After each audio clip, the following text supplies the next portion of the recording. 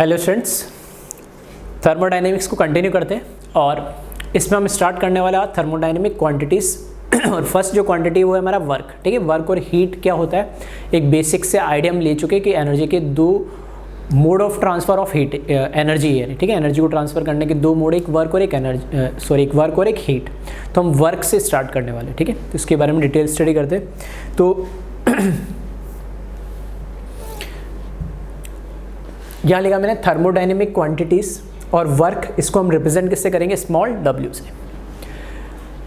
क्योंकि हम थर्मोडायनेमिक्स पढ़ रहे हैं और मैं यहाँ पे एक सिस्टम की बात करने वाला हूँ। तो सिस्टम में जनरली मैं एक पिस्टन वाला सिस्टम लेने वाला हूँ। तो एक कंटेनर है जिसमें आइडल गैस फिल है, उसके ऊपर ये पिस्टन लगा हुआ है, मूवेबल पिस्टन है अप एंड डाउन।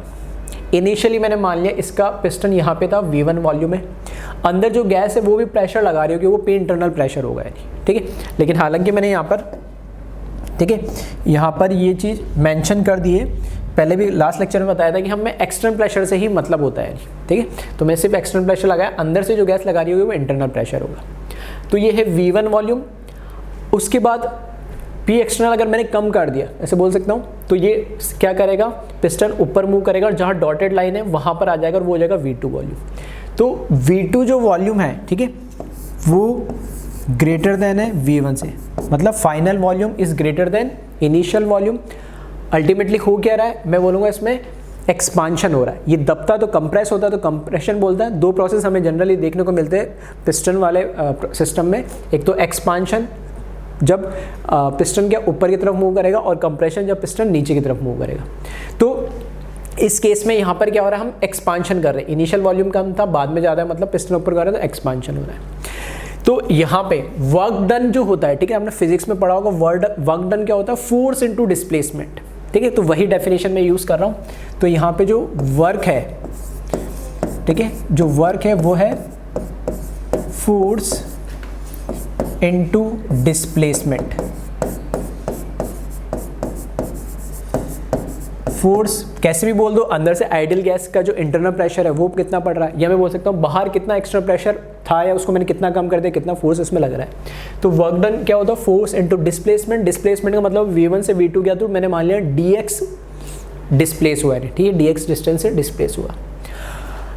तो यहाँ पे नोटेशन के फॉर्म में मैंने लिखा W F इनटू डिस्प्लेसमेंट। ठीक है, खैर हालांकि इसकी ज़रूरत नहीं, मैं चलो लिख देता हूँ -F इंटू dx लिख दिया। अब एक चीज़ ध्यान रखना, यहाँ पे अभी तक फॉर्मूला में कोई दिक्कत नहीं थी, फोर्स जो लग रहा है dx जितना डिस्प्लेस हुआ। ठीक है, यहाँ पर एक साइन लगा रहा हूँ मैं नेगेटिव साइन इसलिए लगा रहा हूँ क्योंकि इसमें अभी हम देखेंगे साइन कन्वेंशन होता है वर्क के लिए भी और हीट के लिए। तो वर्क के लिए जो साइन कन्वेंशन होता है कि वर्क अगर नेगेटिव आ जाता है, इसका मतलब क्या हो, नेगेटिव वर्क थोड़ी होता है कुछ, उसका मतलब होता है कि वर्क नेगेटिव आ रहा है, मतलब सिस्टम वर्क कर रहा है या सराउंडिंग वर्क कर रहा है, या सिस्टम के ऊपर वर्क किया जा रहा है या सराउंडिंग के ऊपर वर्क किया, दोनों तरीके से बोलने के तरीके हो, तो उसको भी हम बात करेंगे डिटेल में। लेकिन नेगेटिव साइन सिर्फ इसलिए लगा रहा हूँ, फिर से ध्यान से सुनना, नेगेटिव साइन सिर्फ इसलिए लगा रहा हूँ ताकि साइन कन्वेंशन की प्रॉब्लम हमारी हमेशा के लिए खत्म हो जाए। कैलकुलेशन में हम बस वैल्यूज रखेंगे, सॉल्व करेंगे, जो साइन आएगा नेगेटिव पॉजिटिव उसके अकॉर्डिंग बता देंगे हम क्या वर्क हो रहा है, सिस्टम वर्क कर रहा है या सिस्टम के ऊपर वर्क हो रहा है। ठीक है, वर्क डन बाय सिस्टम और work done on the system. ठीक है, ऐसे बोल सकते हैं सिर्फ उसके लिए। ठीक है, तो चाहो तो इधर लिखना चाहो तो आप लिख लेना, नेगेटिव साइन सिर्फ साइन कन्वेंशन की प्रॉब्लम को अवॉइड करने के लिए मैंने लगाया है। ठीक है, ठीक है।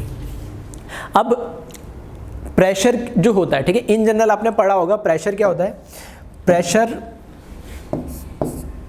Force per unit area. ये फॉर्मूला आपने ये भी फिजिक्स में पढ़ा होगा। ठीक है, प्रेशर क्या होता है, फोर्स पर यूनिट एरिया होता है। तो बस इसी फॉर्मूले को मैं यूज कर रहा हूं। तो यहां पे जो प्रेशर है, कौन सा प्रेशर है, वहां पे P एक्सटर्नल है। ठीक है, इसकी बात कर रहा हूं। तो प्रेशर P एक्सटर्नल जो दे रखा है, फोर्स जो इस पे लग रहा है और पर यूनिट एरिया पे जो लग रहा है।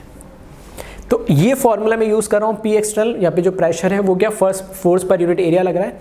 तो यहाँ से फोर्स की जगह मैं क्या लिख सकता हूँ, P एक्सटर्नल इंटू A। ठीक है, तो यहाँ पर यही कर रहा हूँ मैं फोर्स की जगह। ठीक है, फोर्स की जगह मैंने क्या करा, यहाँ पे नेगेटिव साइन कन्वेंशन के लिए F की जगह मैंने लिखा, क्रॉस मल्टीप्लाई करके लिखेंगे तो P एक्सटर्नल इंटू A और इंटू dx, ये पहले से था। सही है, यहाँ पे A इंटू dx, dx के एक डिस्टेंस ही तो, या मैं बोल सकता हूँ एरिया इंटू लेंथ। क्या हो जाएगा, वॉल्यूम हो जाएगा। ये आ रही मैं बात समझ में। तो ये तो इतना डिस्टेंस तो डिस्प्लेस करा, लेकिन कितने वॉल्यूम में चेंज आया, वो चेंज इन वॉल्यूम क्या होता है, डेल्टा वी या डी वी। ठीक है, फिजिक्स में हम पढ़ते ही है डेल्टा स्मॉल चेंज के लिए वो लगा देते हो और डी वी थोड़ा इन जनरल के लिए लगा देते, इंटीग्रेट करके आप कर सकते हो। ठीक है, फिजिक्स में कर देते। तो वही लिख रहा हूँ यहाँ पे, डी एक्स की जगह एरिया से इसको जब मल्टीप्लाई करेंगे, ठीक है, तो एरिया इंटू लेंथ क्या हो जाएगा हमारे पास यहाँ पर, ठीक है, एरिया इंटू लेंथ क्या हो जाएगा यहाँ पर हमारे पास वॉल्यूम हो जाएगा। क्योंकि चलो इंटीग्रेट के बाद चलिए, तो चलो इसको छोटे पार्ट के लिए बोल देते हैं D W equals to minus F into D X. ठीक है, फोर्स में कोई ऐसा नहीं डी एफ लगाने की हमें यहाँ पे जरूरत नहीं, फोर्स जो लग रहा है वही है। तो यहाँ पे ये डी डब्ल्यू हो गया, ठीक है, minus P external into A into D X, और यहाँ पर D W is equals to negative as it is, P external ये as it is, A into D X को मैंने क्या लिख दिया यहाँ पर, डी वी लिख दिया। यानी जो भी चेंज इन वॉल्यूम है, जो change in distance D x से आया उसको मैंने चेंज इन वॉल्यूम बोल दिया। यानी अब अगर मैं इसको क्या करूँ, इंटीग्रेट कर दूँ, तो इंटीग्रेट करेंगे तो यहाँ पर हो जाएगा डी डब्ल्यू, ठीक है, minus integrate P external into D V. अब किसी के दिमाग में चल रहा होगा कि सर यहाँ पर पी एक्सटर्नल तो प्रेशर कांस्टेंट है या नहीं है, तो प्रेशर लास्ट लेक्चर हमने पढ़ा था रिवर्सिबल और इरिवर्सिबल, कि रिवर्सिबल में जो एक्सटर्नल प्रेशर होता है वो कैसा होता है, वेरिएबल, इरिवर्सिबल में कैसा होता है, कांस्टेंट। तो डिपेंड करेगा प्रोसेस कौन सा है। तो अभी हाल फिलहाल के लिए मैंने इसको ये मान लिया, और वर्क डन का इंटीग्रेट करेंगे मतलब डी डब्ल्यू का, तो वर्क डन डब्ल्यू आ जाएगा। और यहाँ पर क्योंकि चेंज क्या हो रहा है यहाँ पे, इस केस में यहाँ पे वॉल्यूम V1 से कहाँ V2 मूव कर रहे हैं, तो मैंने इसको इंटीग्रेट कर दिया V1 से लेके कहाँ तक, V2 तक। आ रही मेरी बात समझ में। तो सिंपल सा डेरिवेशन है ये, तो इसको इंटीग्रेट करेंगे, तो इसको और सिंप्लीफाइड वे करने के लिए, ठीक है, इंटीग्रल का दोनों सिंबल लगा दिया, वर्क डन का इंटीग्रेट करोगे इसको, तो यहाँ लिख दे रहा हूँ मैं, ये इंटीग्रेशन का साइन, ये डिफरेंशिएशन का साइन, ठीक है, दोनों कैंसिल आउट हो जाएंगे। ठीक है, बिल्कुल सिंपल लैंग्वेज में बोलूँ तो फिर नेगेटिव फॉर्मूले के अंदर जो हमने इंट्रोड्यूस करा था साइन कन्वेंशन के प्रॉब्लम हटाने के लिए, फिर इंटीग्रेशन का साइन एज इट इज़ रखो, V1 एज इट इज़ रखो, V2 volume as it is, P constant होगा तो बाहर ले लेंगे, नहीं है तो इसको इधर ही रहने देंगे। तो अभी जो भी है इन जनरल फॉर्म में डेराइव कर रहा हूँ इनटू dV। आ रही बात समझ में। तो ये वर्क डन कैलकुलेट का, ठीक है, नेचर में कैसा भी कोई सा भी प्रोसेस हो, कोई सा भी सब्सटेंस हो, ठीक है, आइडल गैस हो, रियल गैस हो, सॉलिड लिक्विड गैस हो, कोई सा भी प्रोसेस हो, ये एक जनरल फार्मूला हमने डेराइव करा है वर्क डन का। ठीक है, ये फार्मूला हर जगह लगेगा। नहीं तो पहला ये जो फार्मूला है इसको इम्पोर्टेंट मार्क करिएगा और नोट करिएगा, और इसको हमेशा याद रखना, वर्क डन अगर हमें कैलकुलेट करना है तो negative of integral of P external dV V1 to V2। ठीक है, तो इसको एक बार वीडियो को पॉज करें और कॉपी कर ले आप।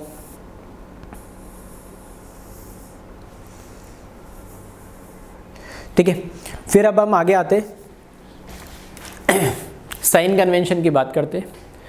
तो नेक्स्ट स्लाइड में देखते हैं हम, यहाँ लिखा है IUPAC sign convention of work. ठीक है, साइन कन्वेंशन कोई मैंने नहीं माने अपने हिसाब से, या किसी ऐसे क्वेश्चन है कि एक बुक में लिख दिया तो देख के मैंने बता दिया।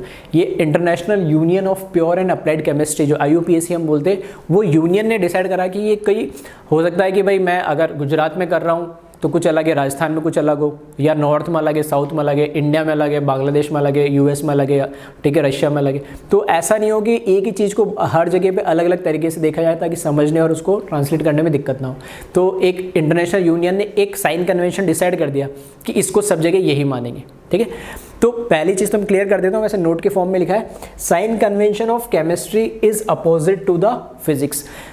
थर्मोडायनेमिक्स क्योंकि फिजिक्स में भी है, और वहाँ जो साइन कन्वेंशन है वो साइन कन्वेंशन केमिस्ट्री के बिल्कुल अपोजिट है। अगर मैं बोल रहा हूँ नेगेटिव का मतलब यहाँ है तो वो वहाँ उधर पॉजिटिव का मतलब होगा, और वहाँ जो पॉजिटिव का मतलब है वो यहाँ नेगेटिव का मतलब होगा। सिर्फ इतना ही फर्क है, बाकी और कोई फर्क नहीं साइन कन्वेंशन का।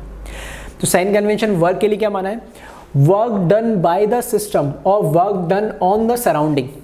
ठीक है, work done by the system और work done on the surrounding, दोनों का मतलब एक है। यहाँ पे मेरे लिए अगर मैं एक बात करूँ तो वर्क, मेरा सिस्टम क्या है, मेरे लिए सिस्टम है ये कंटेनर है जिसमें आइडियल गैस भरी हुई है। अब मैं कहता हूँ कि work done by the system का मतलब क्या है कि ये सिस्टम वर्क करे। सिस्टम जब वर्क करेगा तो वो क्या करेगा, पिस्टन को क्या करेगा, वो यहाँ पे फोर्स लगाएगा, यहाँ पे कुछ ना कुछ क्या लगेगा, एक इंटरनल प्रेशर लगेगा, इंटरनल प्रेशर लगेगा, ठीक है, इधर भी इंटरनल प्रेशर लगेगा कुछ ना कुछ गैस का। तो ये सिस्टम जब वर्क करेगा तो गैस क्या करेगी, पिस्टन में प्रेशर लगाएगी और पिस्टन को ऊपर की तरफ मूव करने की कोशिश करेगी। आ रही बात समझ में? तो work done by the system मतलब सिस्टम काम कर रहा है, और इसके बाहर क्या सराउंडिंग है। तो वर्क डन सिस्टम अगर यहाँ वर्क कर रहा है तो मैं वैसे बोल सकता हूँ किसके ऊपर वर्क कर रहा है, वो सराउंडिंग के ऊपर कर रहा है। तो work done on the surrounding में बोला जाता है इसको, ठीक है। बोलने का तरीका है सिंपलेस्ट वे तो हम क्या वन वे की बात करूँ, वन वे मतलब सिर्फ सिस्टम के रेस्पेक्ट में बात करें तो भी कोई दिक्कत नहीं, लेकिन कई बार क्योंकि हम कॉम्पिटिशन की तैयारी कर रहे हैं जेईई नीट की, तो वहाँ पे लैंग्वेज किसी भी फॉर्म में आ सकती है, तो हमें समझने क्लियर सारी चीज़ें होनी चाहिए। तो work done by the system का मतलब है कि सिस्टम वर्क कर रहा है, और जब सिस्टम वर्क करेगा तो किसके ऊपर करेगा, दो ही चीज़ होती है यूनिवर्स में, सिस्टम प्लस सराउंडिंग, तो सराउंडिंग के ऊपर कर रहा होगा। उसके बाद अगर मैं बोलता हूं work done on the system, system के ऊपर वर्क करने का मतलब है कि सिस्टम के ऊपर वर्क करेगा तो कौन करेगा, work done by the surrounding, और सराउंडिंग जब वर्क करेगा तो इस पिस्टन पे फोर्स डालेगा और पिस्टन क्या होगा, नीचे आएगा, मतलब कंप्रेशन होगा। In general work done by the system मतलब सिस्टम वर्क कर रहा है तो ये एक्सपांशन होगा, और work done on the system मतलब उस सिस्टम के ऊपर वर्क किया जाता है तो ये क्या होगा, कंप्रेशन होगा। एक्सपांशन और कंप्रेशन हर जगह नहीं बोल सकता, कब, जब ये ऐसा पिस्टन वाला सिस्टम हो तभी मैं एक्सपांशन कंप्रेशन बोलूँगा। इन जनरल केमिस्ट्री में वर्क डन बहुत तरह के कहीं से भी हो सकते हैं, ठीक है। तो work done by the system हमेशा, कोई भी सिस्टम वर्क डन खुद सिस्टम वर्क कर रहा है तो हमेशा क्या लेंगे, नेगेटिव, ठीक है। अब ऐसा क्योंकि सर सिस्टम तो हमारा आउटपुट है, उसे हमें लेना चाहिए, ये एक साइन कन्वेंशन है जो माना गया वही मैं बता रहा हूँ, ठीक है। तो याद रखना इसको, work done by the system और work done on the surrounding, और इसको हम भी क्या बोलते हैं, एक्सपांशन, तो वही क्या हो जाएगा, उसको हमने माना है नेगेटिव।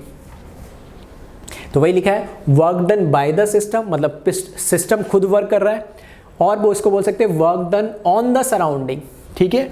और उसी को क्या बोलते हैं, एक्सपांशन। सिस्टम वर्क करेगा तो वर्क करने का मतलब कब करेगा, जब सिस्टम खुद बाहर से जो प्रेशर बढ़ रहा है उसकी जगह अंदर जो सिस्टम है, ठीक है, वो प्रेशर ज़्यादा हो जाए तो वो क्या करेगा, पिस्टन को ऊपर मूव करेगा, तो उसको बोलेंगे एक्सपांशन, और उसको हमने क्या माना है, नेगेटिव माना है। इस चीज़ को थोड़ा सा ध्यान रखना, जब सिस्टम वर्क करेगा तो वर्क डन को हम कैसे कंसिडर करेंगे, न्यूमेरिकली नेगेटिव।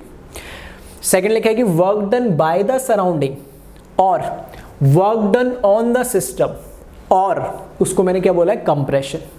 मतलब जब सराउंडिंग सिस्टम पे वर्क करेगा या work done on the system, system पे वर्क हो रहा है, नहीं यानी मैं ऐसा बोल सकता हूँ कि जैसे मैंने लास्ट लेक्चर में बताया था कि इनपुट और आउटपुट, कि सिस्टम से हमें आउटपुट मैक्सिमम चाहिए, हमें इनपुट नहीं देना, यहाँ हम इनपुट ज़्यादा दे रहे हैं सिस्टम को, यानी ठीक है। तो वही हो रहा है work done by the surrounding और work done on the system, हम वहाँ पे इनपुट ज़्यादा दे रहे हैं, ठीक है। तो वो क्या होगा, कंप्रेशन होगा उस केस में, तो वहाँ उसके लिए साइन कन्वेंशन जो है वो क्या रहेगा, पॉजिटिव रहेगा, ठीक है। तो ये साइन कन्वेंशन है जिनको आप एज इट इज़ कंसिडर करें, ठीक है। इसमें कोई इफ़ एंड बट वाला केस नहीं, हाँ इनका मीनिंग क्या है किसी भी फॉर्म में आ सकता हो, मैंने आपको समझा दिया, ठीक है। तो इसको वीडियो पॉज करके कॉपी करें एक बार।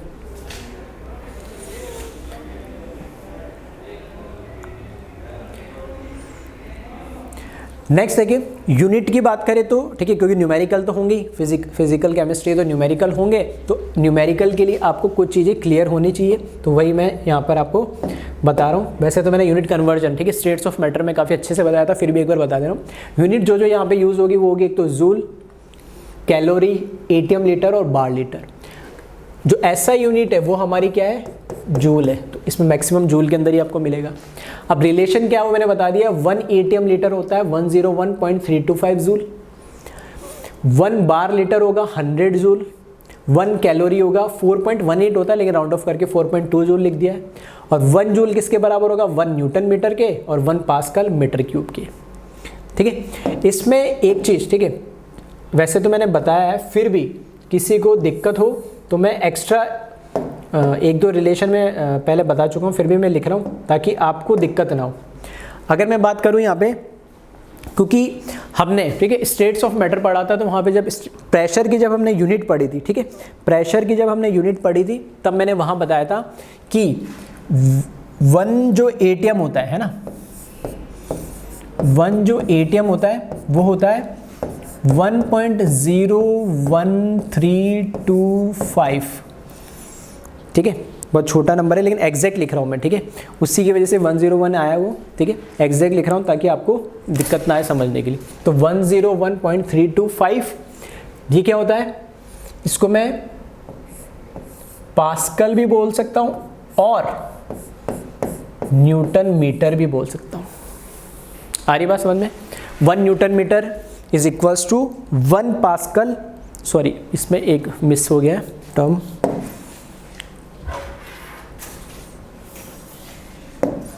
एक तो ये वायर थोड़ा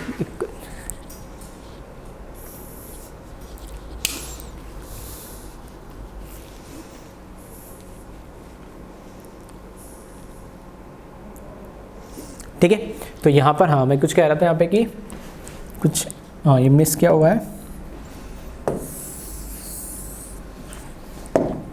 अगर मैं बोलता हूँ 1 ATM, जो 1 ATM होता है वो होता है 1.01325 into 10 raise to the power 5, ठीक है, into 10 raise to the power 5, इसको पास्कल भी बोल सकते हैं और न्यूटन इंटू मीटर भी बोल सकते हैं। 1 ATM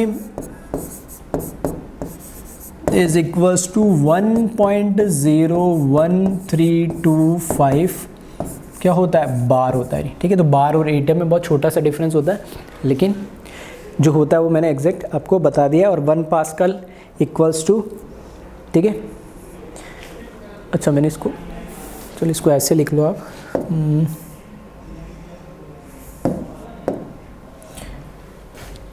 अच्छा ये न्यूटन, इसको सही कर लेना, ये होगा और न्यूटन पर मीटर स्क्वायर, ठीक है। मैंने न्यूटन क्या लिखा था, मीटर नहीं, न्यूटन मीटर, न्यूटन पर मीटर स्क्वायर होता है, ठीक है। तो इससे आप इसको क्या कर सकते हैं, कन्वर्ट कर सकते हैं इजीली किसी के अंदर भी, यानी ठीक है। तो कैसे करेंगे, एक सिंपल सा एग्जांपल बताता हूँ। फॉर एग्जांपल आपको करना है 1 ATM लीटर को जूल में कन्वर्ट करना है। तो हमें पता है कि 1 ATM किसके बराबर होगा, 1.01325 into 10 raise to the power newton पर मीटर स्क्वायर के बराबर। और लीटर की जगह मैं क्या लिखूंगा, 1 लीटर इक्वल्स टू कितना होता है, 10 raise to the power -3 metre. तो ये value multiply by into 10 raise to the power -3, उसको सॉल्व करोगे तो यही आएगा, और वो क्या आएगा, न्यूटन मीटर आएगा। और 1 न्यूटन मीटर किसके बराबर होता है, 1 जूल के, तो वही लिखा मैंने, ठीक है। इस तरीके से सारे कन्वर्ट कर सकते हो। तो ये कन्वर्जन पहले मैं बता चुका हूँ, फिर भी एक बार एक्स्ट्रा मैंने फिर से बता दिया, तो आप थोड़ा ध्यान रखिएगा इसका।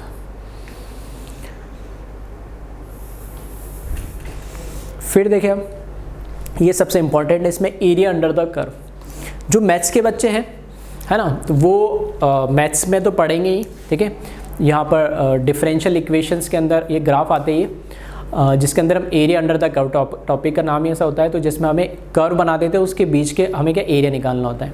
तो इस तरह के क्वेश्चन फिजिक्स में भी मिलते हैं और केमिस्ट्री में कई टॉपिक में मिलते हैं। तो वैसे ही अगर मेरे को क्या है, प्रेशर और वॉल्यूम के बीच में कोई कर्व दे रखा है, ठीक है, सिर्फ ध्यान से ना, प्रेशर और वॉल्यूम के लिए एप्लीकेबल है, ऐसा नहीं वॉल्यूम टेम्परेचर के लिए या टेम्परेचर वॉल्यूम के लिए। अगर दे रखा है या प्रेशर टेम्परेचर के दे रखा है तो पहले उसको PV में कन्वर्ट कर लो। अगर VT में दे रखा है तो उसको PV में कन्वर्ट कर लो। कन्वर्ट कैसे करते हैं मैंने प्रोसेस के अकॉर्डिंग बता दिया, ठीक है। तो फिर आप निकाल सकते हो, लेकिन ध्यान रखना सिर्फ और सिर्फ किसके लिए एप्लीकेबल है, ये PV कर्व के लिए। तो लिखा भी यही है, area under the curve in PV graph denotes work done provided that projection must be on volume axis.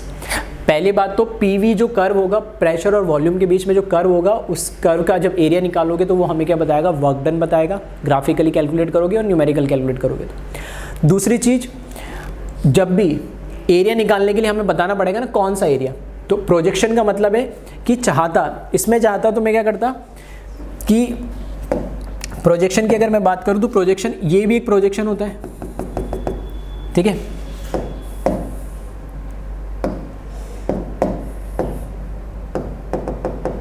ठीक है, प्रोजेक्शन की बात करूँ तो जैसे ये ये एरो या दे रखा है, इसका मतलब क्या है कि यहाँ पर,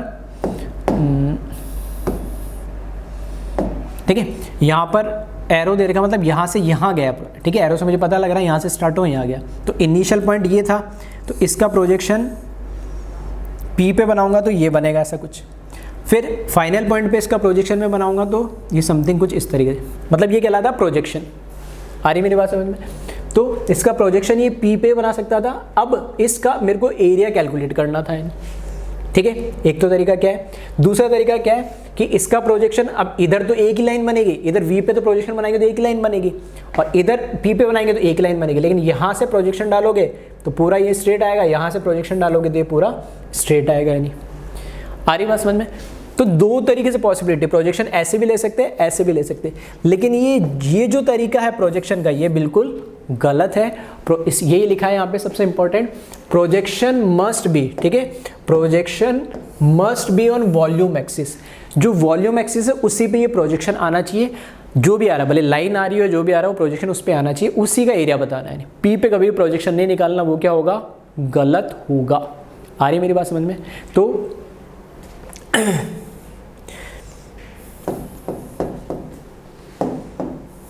ठीक है, तो अब यहाँ पे देखिए, अगर इसकी बात कर रहा हूँ मैं प्रोजेक्शन की, तो यहाँ पे V पे प्रोजेक्शन अगर मैं बनाता हूँ, यहाँ से भी स्टार्ट करूँ, यहाँ से भी स्टार्ट करूँ, तो भी क्या आएगा, ऐसे ही आएगा, इस जगह आके मिलेगा। और इस पे प्रोजेक्शन बनाएंगे तब इस पे एक्चुअल बन जाएगा। यहाँ पे हमेशा प्रोजेक्शन किस पे बनाना है, V पे ही बनाना है। तो यहाँ पे दोनों साइड मैंने प्रोजेक्शन क्या बनाया, V पे बनाया। अब इसमें तो कोई मेरे को एरिया मिल ही नहीं रहा है, एरिया नहीं मिल रहा, दैट मीन्स जब जीरो एरिया है, ठीक है, जब कोई एरिया ही नहीं है तो वर्क डन भी क्या होगा, जीरो होगा। और अगर हम वैसे देख ले, अभी जो हमने फॉर्मूला पढ़ा उसके अकॉर्डिंग, तो वैसे भी आप देख ले, वर्क डन अभी हमने पढ़ा है, वर्क डन क्या होता है, integral of V1 to V2 P external into dV, यही होता है वर्क डन का फॉर्मूला, ठीक है। अब V1 से V2 मतलब वॉल्यूम में चेंज आना चाहिए। लेफ्ट मूव करूंगा तो वॉल्यूम कम होगा, राइट मूव करूंगा तो वॉल्यूम बढ़ेगा। दैट मीन्स लेफ्ट या राइट तो मेरे को मूव करना पड़ेगा। इस केस में क्या है, ये वॉल्यूम कांस्टेंट है। ये अगर मैं कह रहा हूं कि ये A पॉइंट है, ठीक है, और ये क्या है, B पॉइंट है, तो A टू B मूव तो कर गए हम, लेकिन उस केस में वॉल्यूम कांस्टेंट रहा। वॉल्यूम कांस्टेंट है मतलब dV की वैल्यू क्या होगी, जीरो। dV जीरो जैसे यहाँ रखोगे तो वर्क डन पूरा क्या हो जाएगा, जीरो हो जाएगा। तो यहां पर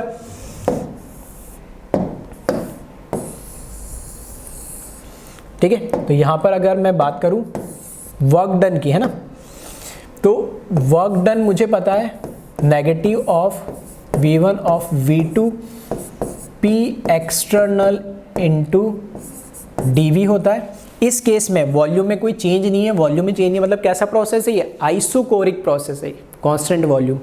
दैट मीन्स यहाँ पे वॉल्यूम क्या है, चेंज इन वॉल्यूम। dV का मतलब क्या है, और अच्छे से अगर मैं लिखूँ स्पेसिफिक, dV का मतलब है फाइनल माइनस इनिशियल। फाइनल मतलब V2 माइनस V1। तो यहाँ पे इनिशियल जब प्रोसेस स्टार्ट हुआ था तब भी वॉल्यूम यही था, जो इसकी वैल्यू यहाँ पर मिलेगी मुझे इस जगह पे, मतलब जहाँ ये रेड लाइन आ रही है। और जब फाइनल स्टेट पे पहुँच गया तब भी वॉल्यूम यही है, तो वॉल्यूम कांस्टेंट है, तो V2 माइनस V1 क्या आएगा, इधर जीरो आएगा। और जैसे ही आज जीरो रखूँगा तो वर्क डन इस केस में क्या आ जाएगा, जीरो आ जाएगा। आ रही बात समझ में? तो ग्राफ से भी कर सकते हो और न्यूमेरिकली भी कर सकते हो आप, इसमें कोई दिक्कत नहीं है, ठीक है। तो ग्राफ से मेरे को देखते पता लगा कोई एरिया नहीं है, तो जब चेंज इन वॉल्यूम नहीं है तो क्या हो जाएगा, वर्क डन जीरो। और वर्क डन जीरो हो गया तो डायरेक्ट भी कर सकते हो और न्यूमेरिकल मैंने बता दिया। यहाँ पर अगर मैं बात करूँ तो इस केस में ये मेरे लिए क्या हो गया इधर, जैसे अगर इस केस की बात करूँ तो ये जो पॉइंट आएगा इसके करस्पॉन्डिंग, ठीक है, ये जो पॉइंट आ रहा है इसके करस्पॉन्डिंग, ठीक है, प्रोजेक्शन नहीं बना रहा हूँ, बस मैं बता रहा हूँ। ये जो पॉइंट होगा, ये पॉइंट क्या होगा, इनिशियल P1 हो जाएगा और ये पॉइंट क्या हो जाएगा, P2। लेकिन यहाँ पर प्रेशर की मैं वैल्यू रखता हूँ उससे पहले एक टर्म जीरो हो गया तो मेरे को उसकी ज़रूरत ही नहीं पड़ी। इस केस में देखें तो यहाँ पर, ठीक है, इस केस में यहाँ पर ये जो पॉइंट आ रहा है, ये पॉइंट क्या है, P है जो भी है। अब प्रोसेस यहाँ से स्टार्ट हो रहा है, ठीक है, प्रोसेस कहाँ से स्टार्ट हो रहा है, यहाँ से स्टार्ट हो रहा है। A पॉइंट हो गया, ये इसका यहाँ पे एरो दे दिया, दैट मीन्स ये क्या हो गया, B पॉइंट हो गया, ठीक है। इस तरीके से प्रोसेस चल रहा है, दैट मीन्स ये A पॉइंट है और ये इसका B पॉइंट है जैसे उसमें। तो अब इस केस में क्या है, प्रेशर तो क्या हो गया, कांस्टेंट, प्रेशर हो गया कांस्टेंट। तो फॉर्मूले के देखो दो तरीके, दोनों से मैं चलो बता दूं, पहले फॉर्मूले से देख लेते चलो।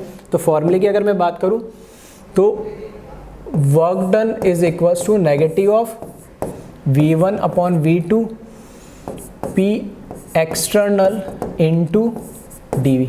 देखिए पी जो लिखा है वो पी एक्सटर्नल ही है। अब यहाँ पे पी एक्सटर्नल तो क्या हो गया, कांस्टेंट हो गया, तो वर्क डन को क्या करूँ मैं बाहर निकाल, पी एक्सटर्नल को बाहर लिख दिया मैंने इंटीग्रेशन के साइन के बाहर, और यहाँ से डी का इंटीग्रेशन करूँगा, ठीक है, मतलब ये टर्म आ जाएगा v1 से v2 और यहाँ पर क्या dv। अब इंटीग्रेशन किसका करना है, सिर्फ dv का, और dv का इंटीग्रेशन करोगे तो क्या आएगा v, और लिमिट पुट करोगे अपर लिमिट लोअर लिमिट, मतलब अपर माइनस लोअर, तो v2 माइनस v1, तो यहाँ पे जो वर्क डन आ जाएगा, ठीक है।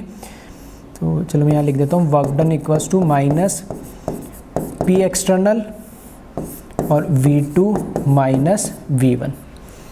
अब v2 की जो भी वैल्यू है ये मेरे लिए हो गया v1 और ये वैल्यू हो गई v2।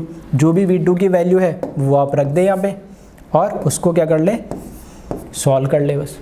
तो जब प्रेशर कांस्टेंट है तब इंटीग्रेट करके कर दिया, और प्रेशर कांस्टेंट नहीं और वॉल्यूम कांस्टेंट तो वर्क डन क्या हो जाएगा, 0 हो जाएगा। कहने का मतलब है कि अल्टीमेटली हमें करना क्या है, प्रोजेक्शन निकालना है, और किसका प्रोजेक्शन निकालना है, हमें हमेशा, ठीक है, ध्यान रखना, वॉल्यूम के ऊपर ही प्रोजेक्शन निकालना है, और उसका जो एरिया आ रहा है, ठीक है, उसका जो एरिया आ रहा है या तो उसको डायरेक्टली कैलकुलेट कर लो, और डायरेक्टली नहीं कर सकते तो मैथमेटिकल करोगे तो भी सेम आएगा। अब इसमें डायरेक्टली कैसे करता मैं, मेरे को अगर v1 v2 और p की इसकी वैल्यू पता होती तो ये एक तरीके से जो भी बन रहा है स्क्वायर या रेक्टेंगल जो भी बन रहा है, तो मैं क्या करता, ये लेंथ और ये हाइट इसको मल्टीप्लाई कर देता। तो देखना हाइट क्या है, यहाँ से 0 से स्टार्ट हो रहा है यहाँ से, तो 0 से p इसकी हाइट होगी, मतलब p हाइट है, मतलब अगर मान लो 5 मीटर लिखा होता तो 5 हाइट होगी, तो मैं क्या लिखता 5, तो यहाँ लिखता 5।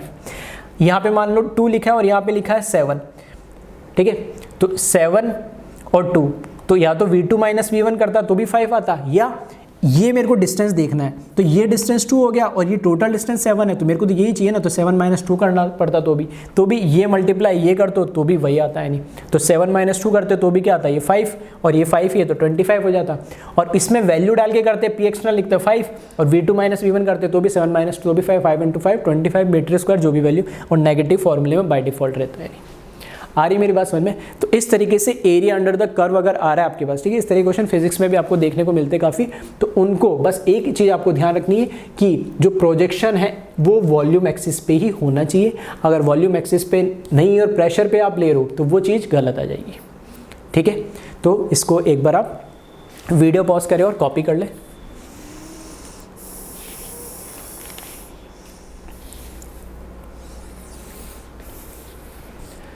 अब देखिए इसमें आगे, अब बात कर रहा हूँ मैं साइक्लिक। जैसे इसमें अगर हम बात करें पीछे, तो जैसे मैंने बोला कर्व जरूरी नहीं है स्ट्रेट लाइन कि एक ये और एक ये, दो ही पॉसिबिलिटी कुछ भी है, ऐसा हो सकता है कर्व ऐसा भी हो, ठीक है, उसमें प्रेशर भी चेंज हो रहा है, वॉल्यूम भी चेंज हो रहा है, तो आपको वो वैल्यूज बस एरिया देखना पड़ेगा, ठीक है। फॉर एग्जाम्पल जैसे मैं आपको देता हूँ,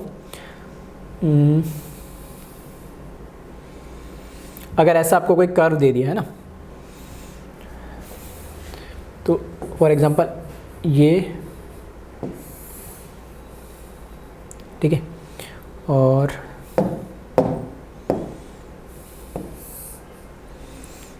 ठीक है, ये प्रेशर हो गया इधर,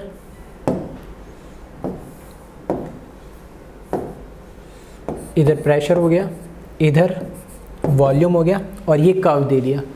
ये हमारा इसका इनिशियल पॉइंट हो गया ए, ठीक है, ये फाइनल पॉइंट हो गया B. A to B move कर रहा है। अब हमें बताना है इसमें ए टू बी मूव कर रहा है तो वर्क डन क्या होगा। तो सिंपल सा कुछ नहीं करना है आपको सिर्फ क्या करना है, प्रोजेक्शन बनाना है, नहीं, ठीक है, प्रोजेक्शन बनाना है। तो देखिए इसमें किस पे बनाएगा, हमेशा वॉल्यूम पे। तो यहाँ बनाया प्रोजेक्शन, यहाँ बनाया प्रोजेक्शन, मतलब अब जो ये ए बी ये डॉटेड लाइन हो रहा है, इसके बीच में जो एरिया रहा है इसको आपको कैलकुलेट करना अल्टीमेटली। अब अलग अलग तरीके से इस शेप का नाम ऐसे देखा जाए तो क्या बोलते हैं, इसको ट्रपेजॉइड बोलते हैं, ठीक है। दो अपोजिट साइड इसकी क्या होती है, पैरेलल होती है, या तो उसका डायरेक्ट फॉर्मूला लगा लो, half sum of parallel sides into इन दोनों के बीच में जो डिस्टेंस है। या दूसरा तरीका और क्या है, इसको और आप दो टुकड़ों में डिवाइड कर लो। दो टुकड़ों में कैसे डिवाइड करोगे आप इसको, ठीक है, आप इसको क्या करो, यहाँ से एक स्ट्रेट लाइन ड्रॉ करो इस तरीके से।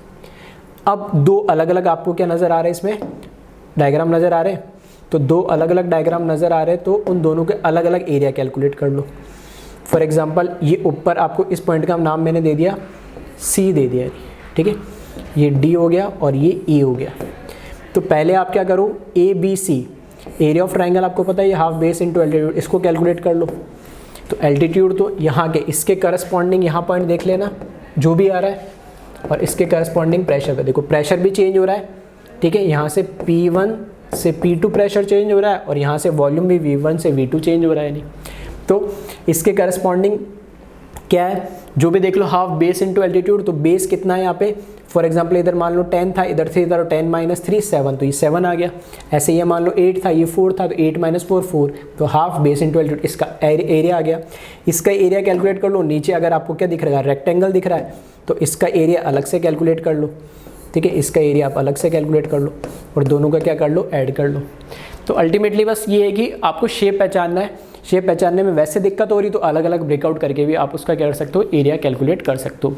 एक ट्राइंगल का निकाल लो, एक इस रेक्टेंगल का निकाल लो, ये आपको डायमेंशंस दे रखे होंगे तो यहाँ से आ जाएगा। दूसरा डायरेक्ट ट्रापेजॉइड से निकालो तो भी आ जाएगा। कहने का मतलब है तो ये कह रहा हूँ कि स्ट्रेट लाइन हो ऐसा, जैसे कि इसमें दिख रहा है कि एक हमेशा क्या हो, ऐसे ही हो पी के पैरेलल, एक भी ऐसे जरूर नहीं, कैसे भी शेप हो सकता है वो आपको देखना पड़ेगा। हो सकता है ऐसे स्फेरिकल भी हो, ठीक है, उसमें भी कोई बड़ी बात नहीं है, वैसे भी हो सकता है। तो आपको बस ये शेप्स के जो एरिया है वो पता होना चाहिए, ठीक है। नेक्स्ट देखिए, साइक्लिक प्रोसेस के लिए। साइक्लिक प्रोसेस का मतलब है कि हमने बात भी करी थी, साइक्लिक प्रोसेस का मतलब क्या होता है, जहाँ से स्टार्ट हुआ वही आके एंड हुआ, मतलब इनिशियल और फाइनल स्टेट क्या है, सेम है। तो यहाँ आप देख सकते हो वापस PV के बीच में कर्व है, ए पॉइंट से प्रोसेस स्टार्ट हुआ, A to B गया, B to C गया, C to D गया और D to A आ गया। कैसे, ये एरो लगा रहा, उससे मुझे पता लगा है, ठीक है। ये साइक्लिक प्रोसेस है। अब साइक्लिक प्रोसेस के लिए हम पहले बात कर चुके हैं, जितने भी स्टेट फंक्शन होते हैं, जितने भी स्टेट फंक्शन होंगे वो क्या होंगे, जीरो, क्योंकि फाइनल माइनस इनिशियल क्या हो जाएगा, सेम ही होगा, और सेम होगा तो जीरो। तो डेल्टा यू में बता चुका हूँ पहले भी, और आगे भी मैं बताऊंगा कि डेल्टा यू क्या होते हैं, internal energy, change in internal energy, जो कि क्या होगा, जीरो। डेल्टा एच मतलब चेंज इन एंथैल्पी, वो भी जीरो, क्योंकि दोनों कैसे, स्टेट फंक्शन। तो साइक्लिक प्रोसेस के लिए डेल्टा यू भी जीरो होगा, डेल्टा एच भी जीरो होगा, वो मैंने लिख दिया। फिर आगे लिखा है फर्स्ट लॉ ऑफ थर्मोडाइनमिक्स, हमने पढ़ा नहीं, आगे पढ़ेंगे इसको, ठीक है। लेकिन फर्स्ट लॉ ऑफ थर्मोडाइनमिक्स कहीं ना कहीं आपने स्कूल लेवल पे पढ़ा होगा, और नहीं भी पढ़ा होगा तो कोई दिक्कत नहीं है। आपको ये फॉर्मूला ध्यान रखना है, जिसको शॉर्ट में मैं बोलता हूँ फर्स्ट लॉ ऑफ थर्मोडाइनमिक्स को फ्लॉट। तो फ्लॉट का जो फॉर्मूला है वो है डेल्टा यू, ठीक है। इसको आगे जो कैसे आया ये वो आगे देख लेंगे, अभी फिलहाल के लिए फॉर्मूला ध्यान रखना ताकि चीज़ें हम न्यूमेरिकली कैलकुलेट कर सके। कि change in internal energy must be equals to summation of heat plus work. Q किसको बताता है, हीट को, W किसको बताता है, वर्क। तो delta U is equals to Q plus W होता है फर्स्ट लॉ ऑफ थर्मोडाइनमिक्स के अकॉर्डिंग, फ्लॉट के अकॉर्डिंग। तो यहाँ पर जैसे साइक्लिक प्रोसेस आया तो डेल्टा U तो क्या हो गया, जीरो, तो ये डेल्टा U क्या हुआ, जीरो। डेल्टा U जैसे ही जीरो हुआ, W को उधर ले गया, Q को इधर ले गया, तो Q equals to minus W। मतलब जो वर्क डन आएगा वही उस प्रोसेस के लिए, साइक्लिक प्रोसेस के लिए क्या हो जाएगा, उसका नेगेटिव ऑफ हीट हो जाएगा, ठीक है। हीट में भी नेगेटिव पॉजिटिव होता है, हाँ, हीट एब्जॉर्ब भी हो सकता है, रिलीज भी हो सकता है। तो इसके भी साइन, दो साइन कन्वेंशन होते हैं, एक तो वर्क का और एक हीट का। तो वर्क का हम देख चुके हैं, हीट का हम आगे बात करेंगे। तो यहाँ पर ठीक है, अगर मैंने वर्क डन कैलकुलेट कर लिया साइक्लिक प्रोसेस के लिए, तो उसी का नेगेटिव क्या हो जाएगा, उसका हीट। अब बात करते हैं साइक्लिक प्रोसेस में, जैसे मैंने बोला वर्क डन नेगेटिव है, तो नेगेटिव का मतलब क्या, work done by the system. तो इस केस में हम ये देख सकते हैं साइक्लिक की तो कोई तो डायरेक्शन होगी भाई, घूम के या तो इस तरीके से क्लॉकवाइज घूम के उधर ही आ रहा होगा, या कई प्रोसेस है एंटी क्लॉकवाइज घूम के, दो ही प्रोसेस, या तो क्लॉकवाइज घूम के आ रहा होगा या एंटी क्लॉकवाइज घूम के आ रहा है। फॉर एग्जांपल इस एग्जांपल में देखोगे तो A to B, B to C, C to D, D to A कैसा है, ये क्लॉकवाइज है। तो आइदर ऐसे होगा, ठीक है, जरूर नहीं 4 ही स्टेप, 5 ही, कितने भी स्टेप हो, कैसा भी शेप हो, लेकिन आइदर घूम के ऐसे आएगा या घूम के ऐसे आएगा। तो अगर क्लॉकवाइज डायरेक्शन आ रही है तो हम डायरेक्ट देख के बता सकते हैं कि वो नेगेटिव का मतलब है work done by the system होगा, और अगर एंटी क्लॉकवाइज है तो वो क्या होगा, पॉजिटिव होगा, that means work done on the system है, ठीक है। इसको मैं अभी प्रूव भी कर दूंगा। तो अभी के लिए हाल फिलहाल के लिए इसको एक बार कॉपी करें, फिर इसमें देखते हैं कैसे ये negative, positive, clockwise, anti clockwise है, उसको हम देख लेते हैं एक बार, ठीक है। तो एक बार वीडियो पॉज करके इसको पहले आप कॉपी कर ले। यानी अब देखिए इसमें हम क्या करते हैं, हमें कुछ नहीं पता है, हमें क्या है, देखो दो तरीका है इसका वर्क डन निकालने के लिए। एरिया अंडर द कर्व निकाल लो, ठीक है। एरिया अंडर द कर्व का मतलब क्या है कि आपको इसका एरिया कैलकुलेट करना है, यानी ये एरिया आपको कैलकुलेट करना है अगर आपको वर्क डन कैलकुलेट करना है तो, ठीक है। अब दो चीज़ है इसमें, दो चीज़ क्या है कि अगर आप यहाँ, मैं क्या करूँ इसमें, पहले तरीका तो क्या है, प्रोजेक्शन बना दूँ यहाँ पे। तो यहाँ पे मैंने क्या करा,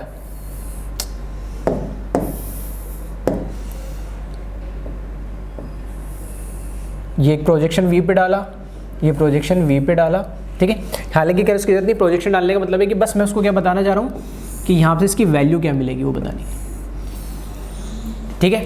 तो यहाँ पर कुछ ना कुछ वॉल्यूम दे रखा होगा, इधर कुछ वॉल्यूम की वैल्यू होगी, ठीक है। तो वो मैंने लिख दी इधर। फॉर एग्जांपल मान लो V1 होगी कुछ वैल्यू, यहाँ कुछ होगी V2 वैल्यू, यहाँ वैल्यू होगी P1 और यहाँ वैल्यू होगी P2। अब मुझे सिर्फ इतना से एरिया कैलकुलेट करना है। अगर मैं पूरा V2 ले लूँ, पूरा P2 ले तो ये पूरा एरिया आ जाएगा, तो ये नहीं लेना मुझे, सिर्फ मुझे इतना सा एरिया लेना है। इतना सा एरिया लेना है तो क्या करना पड़ेगा, ये लेंथ लेने के लिए, ठीक है। फॉर एग्जांपल स्क्वायर मान लो या चलो रेक्टेंगल ही मान लो, तो ये लेंथ लेने के लिए मुझे क्या करना पड़ेगा, ये इस V2 में से इसको सब्ट्रैक्ट करेंगे तब ये आएगा। इसी तरीके से ये हाइट लेने के लिए इस पूरे P2 में से इस P1 को सब्ट्रैक्ट करेंगे तब ये आएगा, ठीक है। तो V2 minus V1 into P2 minus P1 direct कर दो, या वैसे अगर यहाँ पे लिख रखा है कुछ नंबर न्यूमेरिकली तो देख लो बस ये कितना हो रहा है, मल्टीप्लाई बाय दिस कर दो, डायरेक्ट एरिया आ जाएगा। दूसरा तरीका, अगर नॉर्मल तरीके से अगर हम करें तो मैंने पहले क्या करूँ, AB प्रोसेस ले लूँ, उसका वर्क डन निकालूँ, फिर BC प्रोसेस लूँ, उसका वर्क डन निकालूँ, CD प्रोसेस लूँ, उसका वर्क डन निकालूँ, फिर DA प्रोसेस लूँ, उसका वर्क डन निकालूँ, सबका समेशन कर दूँ। दूसरा तरीका ये, ठीक है। तो पहला तो है वर्क डन, जो curve area under the curve आ रहा है उससे निकाल लो, और दूसरा जो प्रोसेस है सबको प्रोसेस के अलग अलग इंडिविजुअल वर्क निकाल लो, सबको ऐड कर लो। यानी तो मैं वही कर रहा हूँ, सबका इंडिविजुअल निकाल ले रहा हूँ, सबका ऐड कर ले रहा हूँ, है ना। तो पहले मैं बात करता हूँ work done A to B का। अब A to B में ध्यान से देखना, A to B के अंदर क्या है, वॉल्यूम में कोई चेंज नहीं आ रहा। A से B गए तो वॉल्यूम सेम है, प्रेशर जरूर चेंज हुआ है नहीं, ठीक है। और प्रेशर क्या है, फाइनल P2 है, इनिशियल क्या है P1 है। तो बस मैं फॉर्मूला लगा दे रहा हूँ,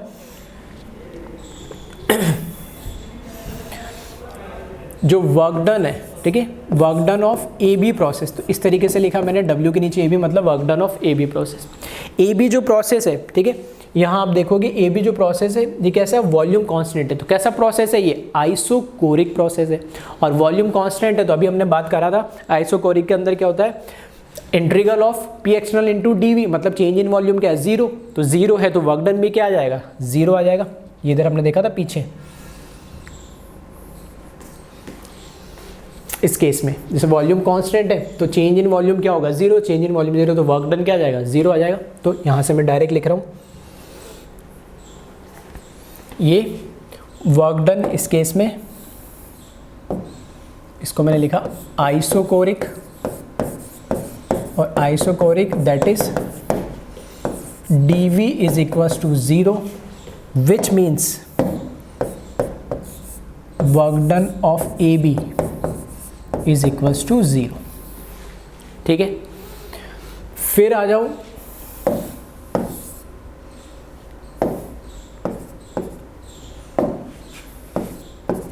B2C पे चलते हैं, work done of B2C। B2C के लिए आप देखेंगे इसमें, B2C के इसमें क्या, प्रेशर कांस्टेंट है, प्रेशर कुछ ऊपर नीचे नहीं हो रहा, वॉल्यूम चेंज हो रहा है। वॉल्यूम क्या है, V2 माइनस V1, तो डायरेक्ट फार्मूला लगा दूँ, प्रेशर कांस्टेंट है तो P एक्सटर्नल बाहर आ जाएगा फार्मूले के, और नेगेटिव फार्मूले में लगा हुआ ये। तो यहाँ पे प्रेशर कौन सा है, P2 मैंने मान लिया, तो P2 प्रेशर, ठीक है। वॉल्यूम फाइनल माइनस इनिशियल, तो V2 माइनस V1। तो यहाँ पर ये प्रोसेस कैसा है, चाहो तो लिख सकते हो वैसे, ये प्रोसेस कैसा, आइसोबैरिक प्रोसेस है। इस केस में क्या, प्रेशर कांस्टेंट है, दैट इज P जो एक्सटर्नल लिखा था वो क्या है, जीरो नहीं होगा इस केस में, ठीक है। DV तो इसलिए जीरो क्योंकि V2 माइनस V1 कह रहे हो। P एक्सटर्नल इस केस में क्या होगा, कांस्टेंट होगा, यानी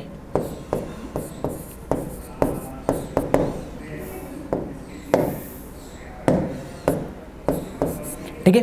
P एक्सटर्नल कांस्टेंट होगा, वहां पे भी वॉल्यूम कांस्टेंट है, ठीक है, वॉल्यूम कांस्टेंट है, लेकिन यहाँ पे फॉर्मूले में हमको V2 माइनस V1 करना है और यहाँ सिर्फ P एक्सटर्नल की वैल्यू लिखनी है। तो वर्क डन जो होगा B2C का, नेगेटिव फॉर्मूले में जो आता है वो लिखा, जो P एक्सटर्नल है उसमें जो प्रेशर दे रखा वो कितना दे रखा, मुझे P2 दे रखा है, और वॉल्यूम क्या करना है मेरे को, V2 माइनस V1 करना है। तो ये आ गया वर्क डन ऑफ B2C का। फिर नेक्स्ट देखें C2D, A to B हो गया, B to C हो गया, C2D के अंदर देखें फिर से वॉल्यूम कांस्टेंट है तो आइसोकोरिक है, और आइसोकोरिक होते ही क्या आ गया, वर्क डन फिर से जीरो हो गया, डेल्टा V क्या होगा, जीरो होगा, ठीक है। तो ये डायरेक्ट लिख रहा हूँ मैं,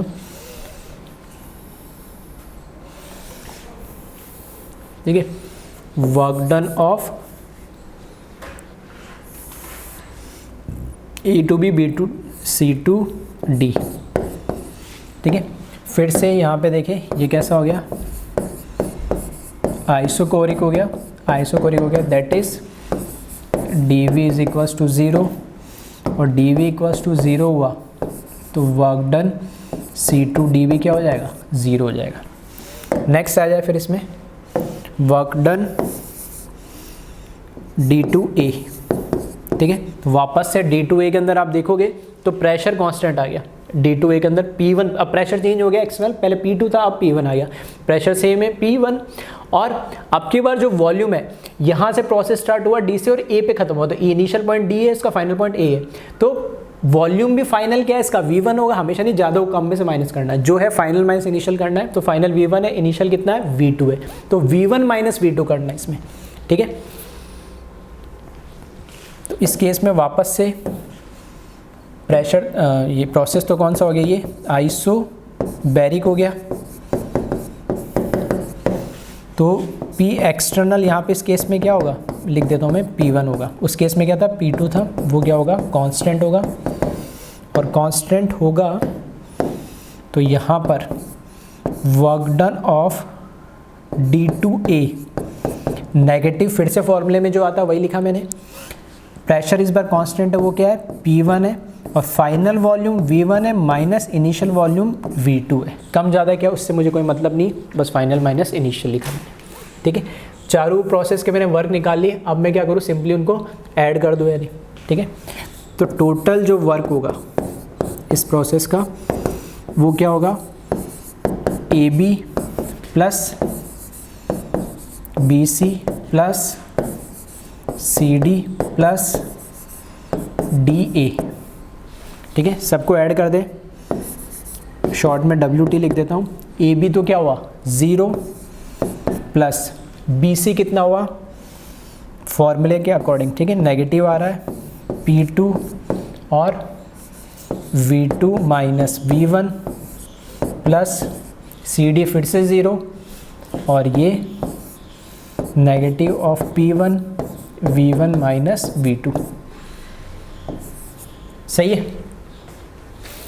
अब यहाँ देखें इधर V2 माइनस V1 लिखा है, इधर V1 माइनस V2 लिखा है, तो कैसे भी लिख लो कोई फ़र्क नहीं पड़ता है।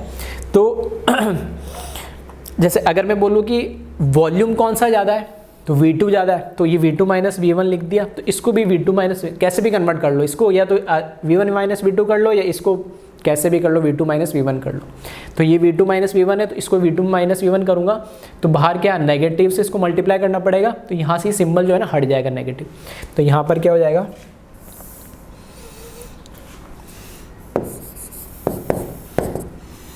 ठीक है, ये एज इट इज़ है minus P2 V2 minus V1। ठीक है, 0 तो हटाई दिया मैंने, इधर भी 0 हटा दिया और उसको चेंज करूँगा तो ये हो जाएगा P1 हो जाएगा और ये हो जाएगा V2 माइनस V1।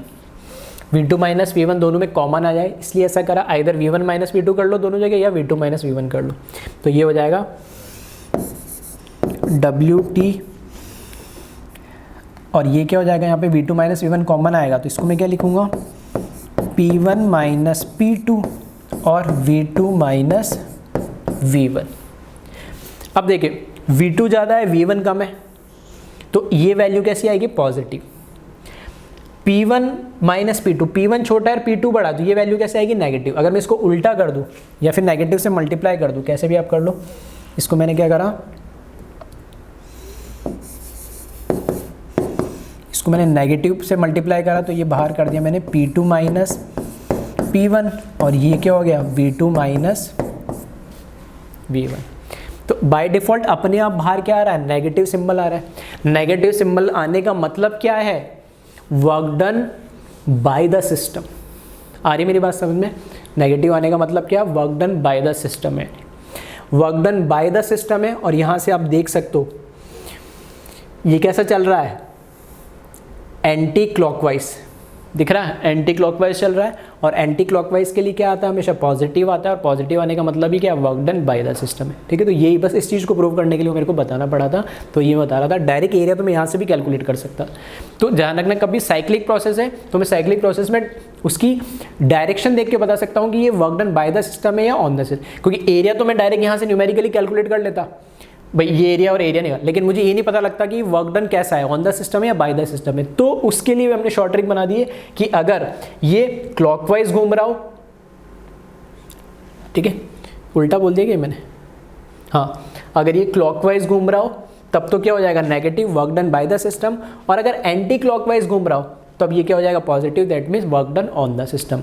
तो इस केस में ये कैसा घूम रहा है, क्लॉकवाइज, जो कि क्या होता है, work done on the system. और यहाँ से हमने इसको कैलकुलेट भी करके देखा है, तो यहाँ पे ये भी P2 - P1, ये भी पॉजिटिव वैल्यू, ये भी पॉजिटिव वैल्यू, और अपने आप यहाँ पर क्या है, नेगेटिव सिंबल आया है। दैट मीन्स ये कैसा है, ये नेगेटिव जो सिंबल है, ठीक है, ये नेगेटिव सिंबल क्या बता रहा है, that is work done by the system.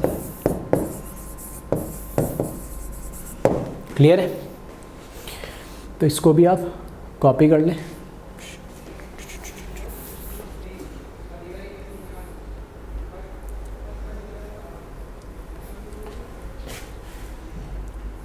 ठीक है, इसको आप कॉपी कर लें।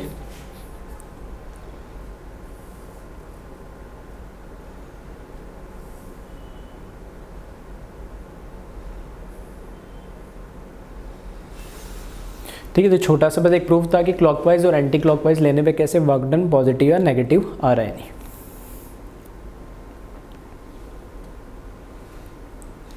ठीक है, नेक्स्ट देखिए, इसमें यहाँ पे मैंने कुछ पॉइंट लिखे हैं, नहीं कुछ पॉइंट क्या लिखे, work done can be zero only when, कि वर्क डन कब कब जीरो हो सकता है। ठीक है, वो हमें देखना है यहाँ पे। तो वर्क डन कब कब जीरो हो सकता है, तो वो देखते हैं। पहली कंडीशन है कि वॉल्यूम कांस्टेंट हो जाए। वॉल्यूम कांस्टेंट होने का मतलब कैसा प्रोसेस होना चाहिए, आइसोकोरिक। तो अगर आइसोकोरिक प्रोसेस होगा, दैट मीन्स डीवी की वैल्यू जीरो, तो वर्क डन क्या मिलेगा, जीरो। ये ऑलरेडी हम बात कर चुके। तो पहली कंडीशन वर्क डन कब कब जीरो हो सकता है, पहले तो process he isochoric at constant volume. दूसरा, पी एक्सटर्नल जीरो, या बाहर का प्रेशर ही जीरो, प्रेशर ही ना हो, कुछ बाहर कोई प्रेशर ही ना हो तब भी, क्योंकि हमें पता है वर्क डन क्या होता है, integral of P external into D, या तो डी वी जीरो हो जाए, पी एक्सटर्नल जीरो है। डी वी जीरो होने का मतलब क्या हो गया, आइसोकोरिक प्रोसेस। और पी एक्सटर्नल, देखो पी एक्सटर्नल बाहर का है, सिस्टम का प्रेशर नहीं है। तो पी एक्सटर्नल का मतलब ये किसी को लग रहा हो कि पी एक्सटर्नल मतलब है कि जैसे ये अगर मैं कह रहा हूँ कि मेरे पास एक पिस्टन वाला सिस्टम है जिसपे ऊपर पिस्टन लगा, ऊपर अप डाउन मूव कर सकता है। अब अंदर गैस का कुछ तो गैस है, तो कुछ ना कुछ प्रेशर होगा ही। अब बाहर कुछ उस पर प्रेशर लग रखा होगा, तभी तो कहीं ना कहीं आके रुका होगा। अगर नहीं होता तो वो क्या होता, गैस प्रेशर लगाती रहती, अपना आप चला जाता है। आ रही मेरी बात समझ में? तो उसको बोलते हैं फ्री एक्सपांशन, की उसकी कोई लिमिट ही नहीं, वो जितना उसको भेजोगे उतना बाहर ऊपर चला जाएगा। तो पी एक्सटर्नल जीरो होने का मतलब न्यूमेरिकल तो समझ में आ रहा है, W = 0 होगा, लेकिन एक्चुअली इसका मीनिंग क्या है कि एक्सपांशन और कंप्रेशन दोनों पॉसिबल। एक्सपांशन और compression is taking place against zero external pressure, that is vacuum, कि बाहर कुछ प्रेशर है ही नहीं, बिल्कुल वैक्यूम क्रिएट हो गया। वैक्यूम क्रिएट हो गया, दैट मीन्स फ्री एक्सपांशन बोलते हैं इसको, फ्री एक्सपांशन या फ्री कंप्रेशन भी बोलते हैं, कि फ्रीली वो एक बार आपने उसको ऊपर मूव कर दिया तो वो मूव करता जाएगा। या अगर अंदर मैंने बोला कोई प्रेशर नहीं, तो एक बार मैंने नीचे मूव कर दिया तो वो मूव करता जाएगा। ठीक है, तो इसको बोलते हैं फ्री एक्सपांशन। तो पी एक्सटर्नल जीरो होने का मतलब क्या है, वो वैक्यूम है। और तीसरी कंडीशन क्या है, इसको ध्यान रखना, ये फिर थोड़ा ग्राफिकल वे में आ गया। तीसरी कंडीशन ये कि in cyclic process where intersection of curve taking place, अगर कोई साइक्लिक प्रोसेस है और उसमें कोई इंटरसेक्शन आपस में, वो कर्व ही आपस में पूरा इंटरसेक्ट कर जा रहा है। मतलब कर्व मैंने जैसे ना A to B, B to C, जैसे A to फॉर एग्जांपल जैसे मैं यहाँ पर कह रहा हूँ कर्व, यहाँ से मैंने प्रोसेस स्टार्ट करा, A to B मूव करा, B to C करा, C to D करा, D to E करा, E to F करा, ये प्रोसेस चल रहा है, कोई दिक्कत नहीं, कुछ ना कुछ आएगा वो। लेकिन मैं कह रहा हूँ कि प्रोसेस यहाँ से स्टार्ट हुआ, A to B, B to C, C to D, D to E, और ये कर्व उसी को कहीं ना कहीं इंटरसेक्ट कर जाए। जैसे कि इस एग्जांपल में कर रहा है कि A to B मूव करा, B to, ठीक है, B to C, C से D, फिर D से E, यहाँ तक कोई दिक्कत नहीं थी, लेकिन E से वापस C से होते हुए या ऐसे बोल सकते हो A टू B गया और B टू D गया, फिर D टू E और E टू वापस A आया। मतलब ये इस पॉइंट पे यहाँ पर क्या आ रहा है, एक इंटरसेक्शन हो रहा है।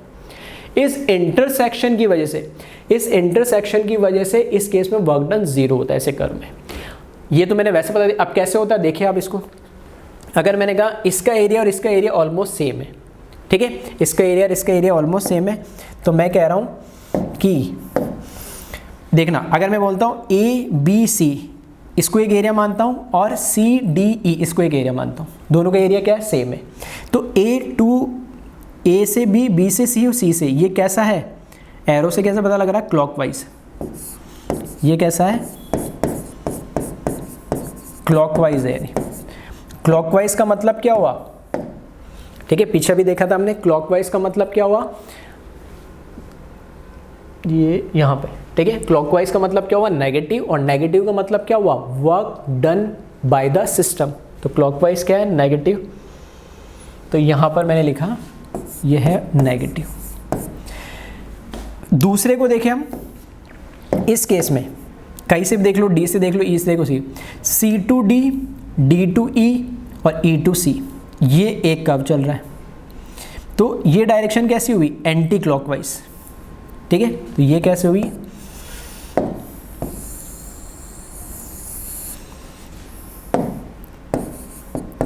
ये एंटी क्लॉकवाइज है, और एंटी क्लॉकवाइज है, दैट मीन्स ये कैसा हो जाएगा, पॉजिटिव, और पॉजिटिव है that means work done on the system हो जाएगा। अगर दोनों का एरिया सेम है तो जब मैं टोटल ऐड करूंगा तो फॉर एग्जांपल इसका 5 आ रहा है तो इसका भी 5 आएगा, अपोजिट एक नेगेटिव होगा एक पॉजिटिव होगा, तो क्या करते हैं, कैंसिल आउट होके 0 हो जाएगा। यानी आ रही मेरी बात समझ में, तो दोनों का एरिया सेम है, इंटरसेक्ट कर रहा है, तो इस तरीके के कर्व में भी वर्क डन आपको 0 मिलेगा। ये कर्व के बारे में, कर्व से रिलेटेड है। और ऊपर वाले जो 2 पॉइंट थे, ठीक है, ऊपर वाले जो 2 पॉइंट थे, वो एक केस में तो आइसोकोरिक वॉल्यूम कांस्टेंट है और दूसरे केस में एक्सटर्नल प्रेशर 0, दैट मीन्स बाहर कुछ है ही नहीं वैक्यूम में, तो वैक्यूम में भी वर्क डन क्या होगा, 0।